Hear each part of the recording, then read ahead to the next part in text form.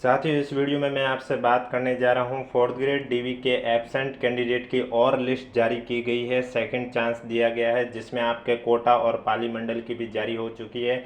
इस बीच जैसा कि कल मैंने आपको चूरू मंडल वालों को बताया था कि जो एब्सेंट कैंडिडेट है वो कौन सी रैंक वाले है, और ये पीडीएफ भी मैंने आपको हमारे टेलीग्राम चैनल पर प्रोवाइड करवाई थी जिसका लिंक नीचे डिस्क्रिप्शन में दे रखा है।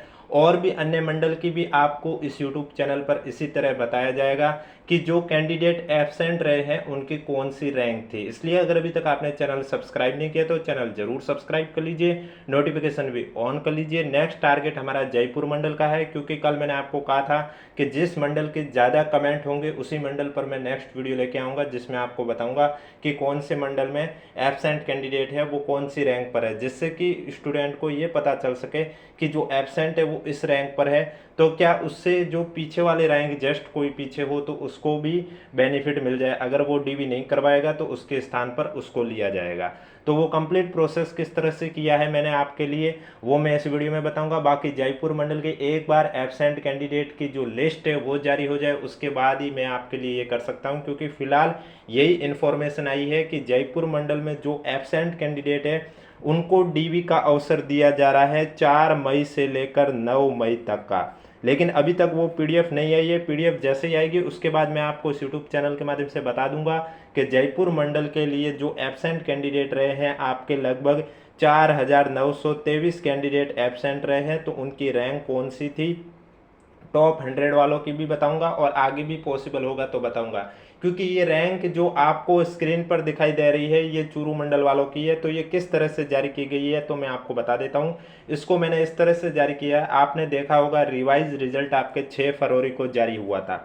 तो उसमें 6 फरवरी को जब रिवाइज रिजल्ट जारी हुआ तो उसमें आपने देखा होगा रिजल्ट की सीट जारी किया गया था जो रोल नंबर 22 थी, यानी कि उसमें लगभग 4 से 5 सीटें थी, अलग अलग पीडीएफ थी जिसमें कैंडिडेट के रोल नंबर क्रम वाइज लिखे थे और कोष्टक में उनकी रैंक लिखी हुई थी। तो उसी के सीट नंबर फर्स्ट से मैंने कंपेयर किसकी की है, चूरू मंडल की जो एब्सेंट कैंडिडेट है उन लिस्ट की। दोनों में जो कॉमन रोल नंबर है उनको अलग से निकाला है और उनकी फिर जो रैंक है उस हिसाब से रैंक लिखी है और उसके बाद मैंने आपको बता दिया है। बाकी मैंने कल के वीडियो में आपको आरोही क्रम में बताया था, यानी कि कौन सी रैंक वाले एब्सेंट रहे। देखो, कम रैंक वाले एब्सेंट रहने से किनको बेनिफिट मिलेगा, और जो बहुत दूर है उनका एब्सेंट रहने से तो कोई फर्क नहीं पड़ेगा। वो कैसे, वो अलग बात है कि जो कम रैंक वाले हैं जिनकी रैंक बढ़िया है वो अगर एब्सेंट रहते हैं तो उनसे बाद वाले कैंडिडेट को बेनिफिट मिलेगा। अगर जो बहुत दूर रैंक पर हैं वो एब्सेंट रहेंगे तो फिर उनसे पहले वाले अगर सभी डीवी करवाते हैं तो फिर उनसे कोई फर्क नहीं पड़ने वाला। वो अलग बात है बाद में जब ज्वाइनिंग के समय वो ज्वाइन ही नहीं करें, उनका सिलेक्शन किसी और में हो गया। क्योंकि अब देखो, जो एब्सेंट कैंडिडेट की लिस्ट आ रही है ऐसा बिल्कुल नहीं है कि जिसकी रैंक बहुत ही हाई है वो ही एब्सेंट रह रहे हैं, जिनकी अच्छी अच्छी रैंक है वो भी एब्सेंट रह रहे हैं, और जिनकी रैंक बहुत हाई है वो भी एब्सेंट रह रहे हैं। सभी टाइप के कैंडिडेट है वो एब्सेंट रह रहे हैं। जिनकी रैंक अच्छी है वो एब्सेंट रह रहे हैं, उसके पीछे का यही रीजन होगा कि उसका सिलेक्शन किसी अन्य भर्ती में हो गया होगा, फिर चाहे वो कोई भी भर्ती हो, चाहे आरएसएस बोर्ड की हो या आरपीएससी की हो या कोई सेंट्रल लेवल की भी क्यों ना भर्ती हो। अगर उसका किसी और भर्ती में सिलेक्शन हो गया तो उसने इसमें डीवी नहीं करवाई होगी। और आप देखते होंगे कि अभी जो मैं आपको बताऊंगा पाली और कोटा मंडल में जो द्वितीय अवसर दिया जा रहा है, यानी कि हर मंडल में ऐसा हुआ है कि जब पहली मंडल की लिस्ट जारी की जाती है, मंडल द्वारा जो लिस्ट जारी की जाती है फर्स्ट अवसर एब्सेंट कैंडिडेट की, तो उसमें कैंडिडेट की संख्या किसी में 2,500, किसी में 3,000, किसी में 1,500, यानी कि 1,000 से तो ऊपर ही है। जब उन्हें पहला अवसर दिया जाता है उसमें भी एब्सेंट रहते हैं, उसके बाद जब द्वितीय अवसर की लिस्ट जारी की जाती है तब पता चलता है कि जो पहले अवसर में 2,500 कैंडिडेट थे, 2,000 थे, 1,500 थे, उसमें से सिर्फ 300 या 200 कैंडिडेट ही डीवी करवाने आते हैं, बाकी के वापस एब्सेंट ही रहते हैं। यानी कि उन्होंने पूरी तरह से ये मूड बना दिया है कि उनको डीवी नहीं करवानी। फिर भी अगर द्वितीय अवसर में आएंगे तो ज़्यादा से ज़्यादा 40-50 ही आएंगे, क्योंकि आप देख सकते हैं 2,500 में आप हर मंडल की देख लो, जो द्वितीय अवसर की लिस्ट जारी होती है उसमें आप देखोगे तो ज़्यादा अंतर देखने को नहीं मिलता है। 300 या 200 कैंडिडेट है जो पहले अवसर में जिन्हें मौका दिया गया उसमें वो डीवी करवाने गए थे। तो इस बीच जयपुर मंडल की 4923 वाली अभी लिस्ट आई नहीं है, लिस्ट आएगी उसके बाद मैं आपको इस यूट्यूब चैनल के माध्यम से बता दूंगा कि जो एब्सेंट कैंडिडेट है वो कौन सी रैंक पर है। जिस तरह से कल मैंने आपको चूरू मंडल की बताई थी उसी तरह बताऊंगा। और कौन से मंडल की आपको इस तरह से लिस्ट देखनी है कमेंट बॉक्स में जरूर बताइएगा। और हमारी मेहनत पर अगर आपको वीडियो पसंद आ रहा है तो वीडियो लाइक जरूर करें, चैनल भी जरूर सब्सक्राइब करें, नोटिफिकेशन भी ऑन रखें, ताकि जब भी मैं 4th ग्रेड एब्सेंट कैंडिडेट की रैंक वाइज लिस्ट लेके आऊँ तो आपको इस यूट्यूब चैनल के माध्यम से देखने को मिले। तो चलिए अब बात करते हैं पाली और कोटा मंडल में जो एब्सेंट कैंडिडेट है उनको दूसरा अवसर किस डेट पर दिया गया है और कितने कैंडिडेट है वो और एब्सेंट रहे हैं। तो आप देख सकते हैं यहाँ पर प्रेस विज्ञप्ति में स्पष्ट रूप से लिखा हुआ है कि चतुर्थ श्रेणी कर्मचारी सीधी भर्ती परीक्षा 2024 में दस्तावेज सत्यापन हेतु अनुपस्थित स्टूडेंट के लिए सूचना। राजस्थान कर्मचारी चयन बोर्ड जयपुर के द्वारा चतुर्थ श्रेणी भर्ती परीक्षा आपको मालूम है इनका डीवी 12 मार्च से लेकर पाली वालों का आपको मालूम है 23 मार्च को कंप्लीट हो गया था डीवी। उसके बाद जो पहला अवसर है वो 15 से लेकर 20 अप्रैल तक का दिया गया था, लेकिन 21/4/2026 की अवधि के मध्य पुनः आमंत्रित किया गया था। प्रथम अवसर देने के बाद भी अनुपस्थित रहे स्टूडेंट को द्वितीय और अंतिम अवसर दिनांक 1 मई और 2 मई की दिया जा रहा है। यानी कि अभी भी अगर पाली मंडल से किसी ने डीवी नहीं करवाया है तो वो 1 मई और 2 मई को कहाँ पर जाएगा, पीएम श्री वागड़ राजकीय उच्च माध्यमिक विद्यालय पाली में जाकर, बांगड़ राजकीय उच्च माध्यमिक विद्यालय पाली में जाकर अपना डीवी करवा सकता है। और मैं आपको बता देता हूं अंतिम अवसर में भी अगर कोई कैंडिडेट अनुपस्थित रहेगा तो उसके अपात्र मार्क करते हुए उसकी सूची प्रेषित कर दी जाएगी। यानी कि फिर आपको फाइनल सिलेक्शन नहीं होगा और आपको अपात्र मार्क कर दिया जाएगा।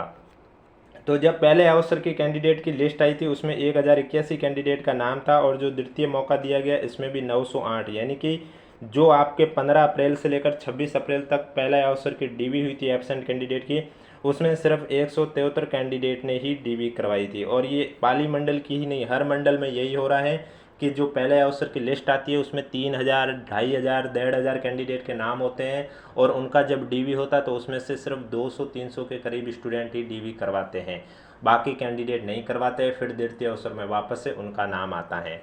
तो ये तो थी पाली मंडल की। अब नेक्स्ट बात करूंगा कोटा मंडल की, लेकिन उससे पहले वीडियो को लाइक नहीं किया तो एक बार वीडियो को लाइक कर लीजिए, चैनल भी जरूर सब्सक्राइब कर लीजिए। और हर बार की तरह मैं वापस से आपको ये भी बताऊंगा कि जो फाइनल कट ऑफ है उसमें अंतर कब ज़्यादा आएगा, किस कंडीशन पर कम आएगा और किस कंडीशन पर ज़्यादा अंतर देखने को मिलेगा। तो कोटा मंडल की भी लिस्ट आ चुकी है। एब्सेंट कैंडिडेट को द्वितीय अवसर आप देख सकते हैं यहाँ पर स्पष्ट रूप से लिखा हुआ है कि अनुपस्थित रहने वाले स्टूडेंट को पात्रता जांच और दस्तावेज सत्यापन हेतु 20/4 से लेकर 22/4 तक का अवसर दिया गया। यानी कि 11 मार्च को जब डीवी शुरू हुई थी शिक्षा विभाग के संयुक्त निदेशक स्कूल शिक्षा कोटा संभाग में, तो वहाँ पर जो एब्सेंट रहे थे कैंडिडेट उनको 20 से लेकर 22 अप्रैल तक का मौका दिया गया था। उक्त अवधि के दौरान अनुपस्थित रहे स्टूडेंट की पात्रता की जांच और दस्तावेज सत्यापन हेतु पुनः द्वितीय और अंतिम अवसर है, ये आपका लास्ट अवसर है 30 अप्रैल यानी कि कल से और 1 मई, 30 अप्रैल और 1 मई 2 दिन का आपको अवसर दिया गया है। जिन भी स्टूडेंट कोटा मंडल से हैं और उन्होंने अगर डीवी नहीं करवाया है तो उन्हें कल और परसों का लास्ट चांस है, उसके बाद आपको चांस नहीं दिया जाएगा। आप अपना डीवी करवा सकते हैं। कहाँ पर आपका डीवी होगा तो आप देख सकते हैं प्रातः 10 बजे से Mahatma Gandhi government school English medium multipurpose Gumanpura Kota में आपका डीवी होगा। आपके नाम के सम्मुख आपकी डेट दे रखी है, यानी कि किन का 30 अप्रैल को होगा और किन का 1 मई को होगा। तो ये तो आपके जो द्वितीय अवसर के मंडल की लिस्ट निकली है उसके बारे में पीडीएफ है आपको हमारे टेलीग्राम चैनल पर मिलती रहेगी, जिसका लिंक नीचे डिस्क्रिप्शन में भी दे रखा है और कमेंट बॉक्स में भी पिन कर रखा है। अब बात आती है कि कब आएगी फाइनल कट ऑफ ज़्यादा और कब आएगी कम, ये डिपेंड करता है कैंडिडेट पर।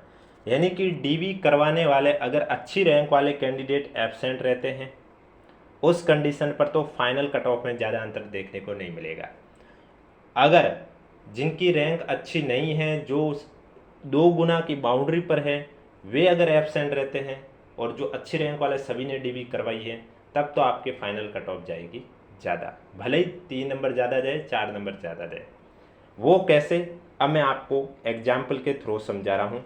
जैसे कि मान लीजिए आप एससी कैटेगरी के कैंडिडेट हैं और बोर्ड को एससी कैटेगरी के कैंडिडेट लेने कितने हैं, 4। एक एग्जाम्पल के थ्रू समझा रहा हूँ। इनको फाइनली सिलेक्शन के लिए 4 को लेना और उन्होंने डीवी के लिए 2 गुना को बुलाया यानी कि 8 को बुलाया। किस तरह से, अब मैं आपको बताता हूँ। अब SC कैटेगरी की 2 गुना की जो कट ऑफ है वो माना की रही है 100। अब टोटल कैंडिडेट एग्जाम में बैठे थे कितने, मतलब DV के लिए जो बैठे थे वो 8 थे, उनके नंबर कितने थे मैं आपको बताता हूँ। एक के थे 100, ये 2 गुना की कट ऑफ है। एक के थे 100, एक के थे 102, एक के थे 104, एक के थे 106, एक के थे 108, एक था 110, एक था 112 और एक था 113। ये 8 कैंडिडेट हैं। अब देखो 2 गुना की कट ऑफ 100 थी। अब ये कट ऑफ कब बढ़ेगी कब कम होगी वो समझाने के लिए मैंने एग्जाम्पल लिया है। अब देखो अगर DV में एब्सेंट कैंडिडेट जो 4 रहते हैं, माना कि इसमें से 3 कैंडिडेट एब्सेंट रहते हैं, हम 3 मान लेते हैं, वो 3 कैंडिडेट एब्सेंट रहते हैं। अगर ये 100 नंबर वाला, 102 नंबर वाला और 104 नंबर वाला, तो इससे क्या फ़र्क पड़ा आगे रैंक वालों को? कोई फ़र्क नहीं पड़ा, क्योंकि बोर्ड को लेना कितना है, 4 जनों को लेना है। तो 4 वो किसको लेगा, 113, 112, 110 और 108 वाले को। यानी कि जिनकी रैंक 2 गुना की बाउंड्री पर है, इससे कट ऑफ मैंने कहा हाई जाएगी। यानी कि 2 गुना की 100 थी, अब इनको 4 को लेना था, इन 4 को ले लिया, तो फिर फाइनल कट ऑफ कितनी हो गई, 108 हो गई। यानी कि 2 गुना की 100 थी, फाइनल 108 हो गई। एक एग्जाम्पल के थ्रू समझा रहा हूँ, बाकी इतनी कोई नंबर नहीं बढ़ेंगे, 15 नंबर आगे नहीं बढ़ेंगे, 3-4 नंबर बढ़ेंगे, ज़्यादा नहीं बढ़ते। लेकिन मैं यहाँ पर आपको एक एग्जाम्पल के थ्रू समझा रहा हूँ, इसलिए इस तरह से एग्जाम्पल लिया। अब अगर जो 3 कैंडिडेट एब्सेंट रहे हैं उनका किसी और भर्ती में सिलेक्शन हो गया, और वो 3 कैंडिडेट अगर ये होते हैं 110 नंबर वाला, 112 नंबर वाला और 113 नंबर वाला, अगर ये कैंडिडेट एब्सेंट रहते हैं, इन्होंने DV नहीं करवाई, तो फिर इनको फाइनल रिजल्ट में नहीं लिया जाएगा, तो इनको हटा दिया जाएगा। अब इनको लेना है 4 कैंडिडेट को, तो ये किसको लेंगे, 108 वाले को लेंगे, 106 वाले को लेंगे, 104 वाले को लेंगे और 102 वाले को लेंगे। तो ये हो गए 4 कैंडिडेट इनके कंप्लीट। इसका मतलब जब फाइनल रिजल्ट आएगा तो फाइनल कट ऑफ कितनी होगी, 102, और 2 गुना की कितनी थी, 100। यानी कि अगर अच्छी रैंक जिनकी है वो एब्सेंट रहते हैं तो कट ऑफ में ज़्यादा अंतर देखने को नहीं मिलेगा। 100 से 102 हुई, और जिनकी रैंक अच्छी नहीं थी, जो 2 गुना की बाउंड्री पर थी, वो एब्सेंट रहने से कट ऑफ 100 से 108 गए। तो यही मैं आपको कहना चाहता हूँ। और जो एब्सेंट कैंडिडेट है, ये ज़रूरी नहीं कि आपके जिनकी अच्छी रैंक है वो एब्सेंट है या जिनकी अच्छी रैंक नहीं है वो एब्सेंट है, बराबर है। अच्छी रैंक वाले भी एब्सेंट हो रहे हैं और जिनकी अच्छी रैंक नहीं है वो भी एब्सेंट हो रहे हैं। मैंने आपको चूरू मंडल के माध्यम से बताया ही था। अगर आप तुलना करना चाहते हैं आप खुद भी कर सकते हैं, आपके पास सभी PDF अवेलेबल है। एब्सेंट कैंडिडेट की लिस्ट की PDF अभी आ ही रही है, आपको हमारे टेलीग्राम चैनल पर मिलती रहेगी। और जो रिवाइज रिजल्ट आया उसकी PDF बोर्ड की वेबसाइट पर अवेलेबल है। 6 फरवरी को जो रिजल्ट जारी हुआ था उसमें जो रिजल्ट सीट आपके रोल नंबर वाइज जारी हुई है, 4 से 5 सीटें जारी हुई है, उसमें आप सीटें डाउनलोड कीजिए और फिर दोनों की कंपैरिजन कीजिए। आप कहीं से भी कंपैरिजन कर सकते हैं। उसमें फिर जो कॉमन कैंडिडेट है उनको अलग निकाल कर देख लीजिए और उनकी रैंक के साथ देखना है, और फिर उसमें जो उनकी रैंक है उन्हें पहले आरोही क्रम में व्यवस्थित कर दीजिए, और उसके बाद आपको अपने आप पता चल जाएगा कि जो एब्सेंट कैंडिडेट है वो कौन कौन सी रैंक वाले हैं। हम भी कुछ इस तरह से ही कर रहे हैं। और आपको कौन से मंडल की चाहिए लिस्ट, कमेंट बॉक्स में ज़रूर बताइएगा। वीडियो पसंद आए तो वीडियो को लाइक कीजिए, चैनल ज़रूर सब्सक्राइब कीजिए, क्योंकि इस यूट्यूब चैनल पर आपको 4th ग्रेड एग्जाम से जुड़ी पल पल की अपडेट दी जाएगी, फिर चाहे वो कोर्ट केस को लेकर भी हो, चाहे अपडेट बोर्ड से आए, विभाग से आए या कोर्ट से आए। इसके अलावा जो कैंडिडेट एब्सेंट रहे हैं उनको और अवसर नहीं दिया जाएगा, दूसरा अवसर दिया जा रहा है, उसमें आप अपना DV करवा लीजिए। और बहुत साथी, अब आपको ये लग रहा होगा कि एब्सेंट कैंडिडेट को भी द्वितीय अवसर मिल गया तो रिजल्ट मई में आ जाएगा। नहीं, रिजल्ट में अभी आपको समय लगेगा। ऐसा नहीं है कि मई में आएगा, जून में आएगा, रिजल्ट आपके जुलाई या अगस्त में ही आने के चांस है। क्यों? क्योंकि आपका तो DV हो गया है, और जो एब्सेंट कैंडिडेट है आपके कैटेगरी में उनका भी DV हो जाएगा। जिनको करवाना नहीं करवाना है वो अलग बात है। लेकिन जिनकी PH कैटेगरी के कैंडिडेट है उनकी अभी मेडिकल जांच चल रही है। किसी किसी मंडल में वो जून तक हो रहे हैं, किसी किसी में मई में ही कंप्लीट हो रहे हैं, तो अलग अलग मंडल में। क्योंकि जब फाइनल रिजल्ट आएगा तब ऐसा नहीं है कि PH कैटेगरी वालों के लिए अलग से आएगा, अदर कैटेगरी वालों के अलग से आएगा। रिजल्ट आप ही देखते हैं हर भर्ती परीक्षा का साथ में ही आता है। नॉन टीएसपी का साथ में आता है, टीएसपी का साथ में आता है, हॉरिजेंटल वालों का भी साथ में आता है।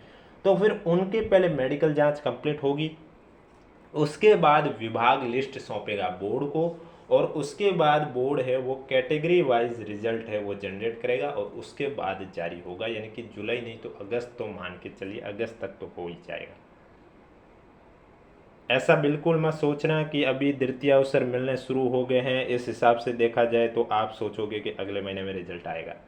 बिल्कुल नहीं आने वाला। रिजल्ट पहले आपके जो पीएच कैटेगरी कैंडिडेट है उनकी मेडिकल जांच हो रही, उसमें ज़्यादा समय लगता है क्योंकि उनके जो सर्टिफिकेट है उनमें देखने में समय लगता है। और कुछ कुछ कैटेगरी में कि आप देखते हैं किसी मंडल में जो अवेलेबल नहीं है सुविधा, तो फिर उनको दूसरे मंडल के चिकित्सालय में भेजा जाता है, तो इसमें भी समय लगता है। उसके बाद ही आपका फाइनल रिजल्ट आएगा। बाकी फाइनल रिजल्ट को लेकर ऑफिशियली सूचना जब भी आएगी हम आपको यूट्यूब चैनल के माध्यम से बता देंगे। और जिन्होंने अभी तक डीवी नहीं करवाई है तो वो अपनी डीवी करवा लीजिए, क्या पता वेटिंग लिस्ट में आपका नाम आ जाए। क्या पता अच्छी रैंक वाले ने डीवी तो करवा दी लेकिन वो ज्वाइनिंग ना करें, उसका किसी और भर्ती में सिलेक्शन हो रखा है, उसमें अभी तक फाइनली रिजल्ट नहीं आया, इस वजह से उसने डीवी करवाई, कुछ भी कारण हो सकता है। इसलिए आप अपनी डीवी है वो ज़रूर करवाएं, हो सकता है वेटिंग लिस्ट में भी आपका नाम आ जाए। और द्वितीय अवसर के बाद और कोई अवसर आपको नहीं दिया जाएगा। इसके अलावा किसी भी साथी को कोई भी डाउट है तो नीचे कमेंट बॉक्स में हमें ज़रूर पूछें।